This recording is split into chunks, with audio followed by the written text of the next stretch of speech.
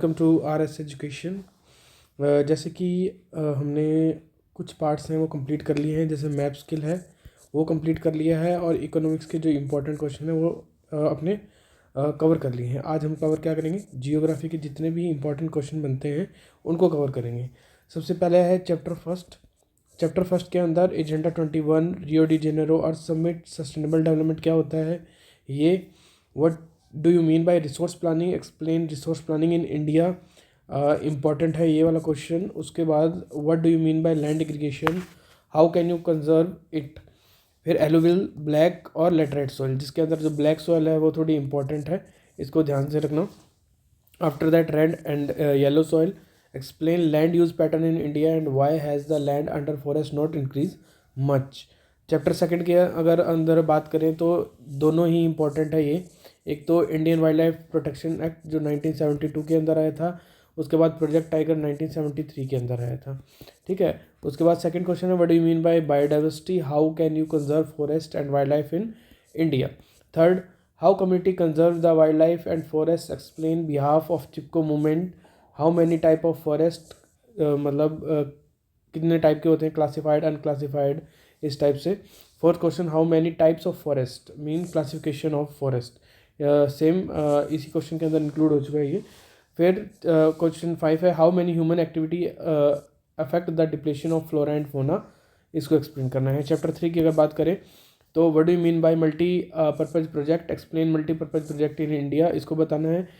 What are benefit of dam, why Jawaharlal Nehru call dams are the temple of modern India, compare the advantage and disadvantage of multi river project, this is important question.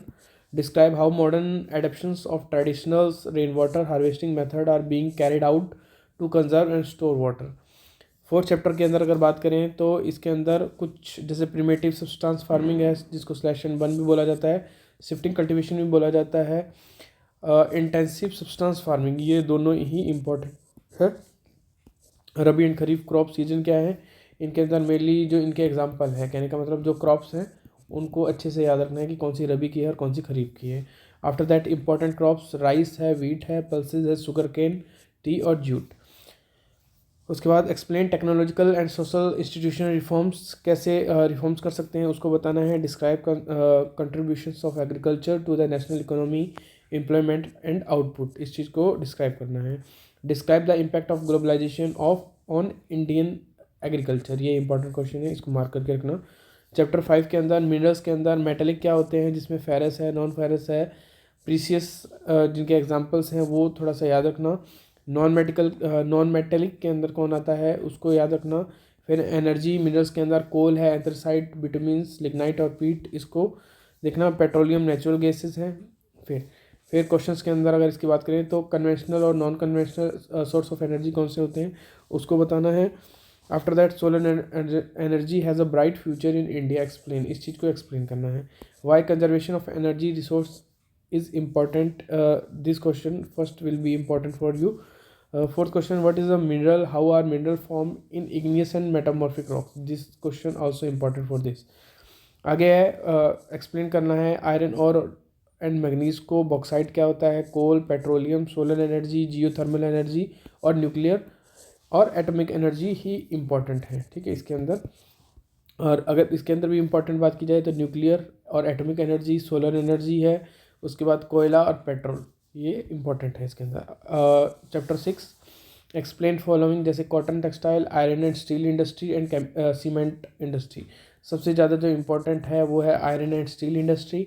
After that second question, explain the factor for the location of the industry, कि कौन कौन से जो factors हैं वो एक industries की location को इम्पोर्टेंट या इम्पोर्टेंस रखते हैं उसको बताना है, और why is important for industry, इस चीज़ को एक्सप्लेन करना है, दिस इज़ इम्पॉर्टेंट ऑल्सो।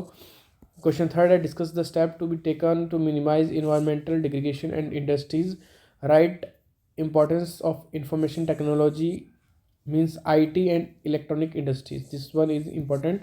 और क्लासिफिकेशन ऑफ इंडस्ट्रीज किस किस टाइप की होती है, खासकर मेनली एग्जाम्पल इनके याद रखना। Thank you for watching, and next part will be our civics, means political science. Okay, like and subscribe. Thank you for watching.